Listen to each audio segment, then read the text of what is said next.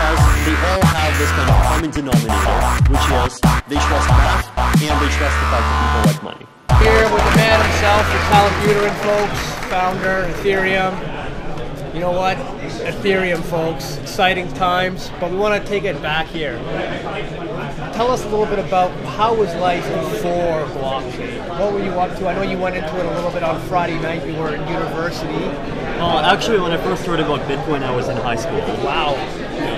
Okay. So very young. And then what was your first initial impression? I just heard about Bitcoin on the internet. Actually, the first time I heard about it, I heard it from my dad. And at first, it didn't even seem that interesting because I thought, okay, it's a currency backed by nothing. How could this even have any value? Then I heard about it again on the internet. And the second time around, I thought, okay, this might actually be worth me researching a bit more and looking at. And I did. I started poking into the internet forums, I started poking into the white paper, trying to understand the community, read about it. I thought it was interesting, and especially after I earned a few Bitcoin and spent 8.5 of them on a t-shirt, like it really felt kind of very real to me, and I got kind of more and more interested over time. And then going from Bitcoin to cryptocurrency and like blockchains more generally probably came more in 2013, and that was when I was traveling around the world and I've got exposure to all of the stuff all the other people in the world were trying to do, and just seeing what people already came up with and getting a feel for what people needed got me to this realization that building a general purpose blockchain platform would actually be a very good idea. Absolutely, yeah. You know, so your experience within the Bitcoin world led you to see that there was a complete niche not being served. I'd say so. And then you just stepped in and created Ethereum. Yeah. So how? Take us back to those initial days in probably 2014, 2015 before Ethereum went live in July. What was it like? What was how were you feeling? It must have been very everything was new.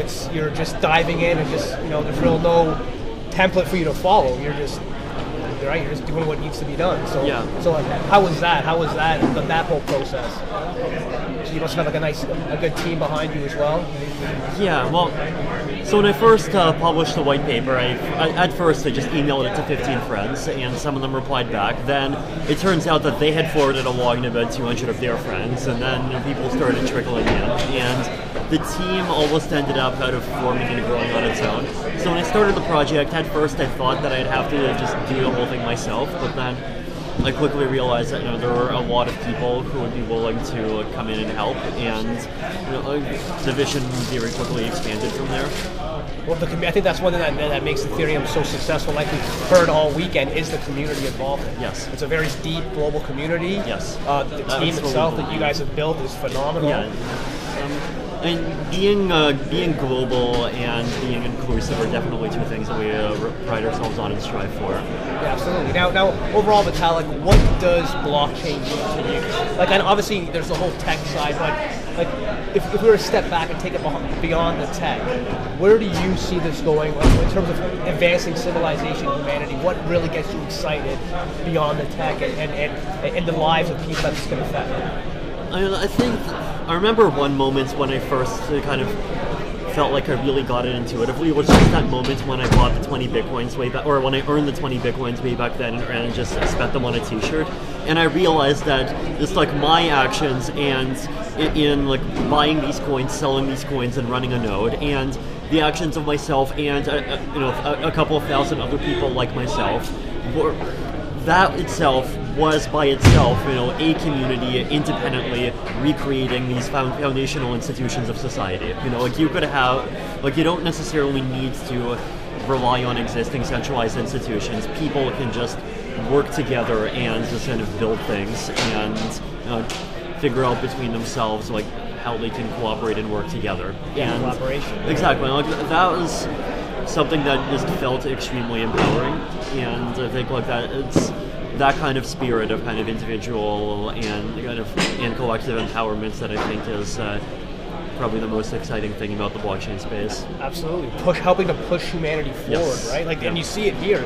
It's such a small scale of the global picture, but it's empowering. Yeah, it is. That's amazing. So how have you been adjusting to your new role and the newfound spotlight? Obviously, a lot of traveling. You managed to come home for maybe 2 weeks here to see your family. That obviously must keep you on your toes with the constant traveling. And have you been adapting well to this, or it's still it's transitioning? Interesting and weird. I mean, it's like I have been doing this constant traveling lifestyle for almost 4 years now. It's tiring on the one hand, though on the other hand, it does give you exposure to a lot of things. And sometimes it's like the right conversation with the right person really can substitute an entire month of your own thinking. And so, it definitely is interesting in terms of just like getting a perspective of what everyone and all the different various people and groups in the world are thinking. Absolutely. And on a final note, Vitalik, we definitely appreciate your time. Where do you see the space, which is very hard to predict because there's so many moving parts, but in the next couple years, 5 years out, where would you like to see, predominantly even where Ethereum would be implemented within society? I think technologically speaking, we obviously have this long roadmap where we hope to solve things like privacy and scalability and security. And those are changes that, like, to some extent aren't necessarily as kind of flashy and immediately obvious, but they do mean that all these applications are not going to break, all these applications are going to be easy to use, all these applications will preserve people's privacy better, and that all these applications will keep working when there's 10 million users all trying to get at them. And as far as like actual usage and adoption goes, I think there's a lot of exciting directions here, whether it's like tokens or identity management systems or one of these 5, anti-fraud schemes or like all the other stuff that people are coming up with. I hope to see that in the next couple of years we'll find at least some places where people are willing to deploy this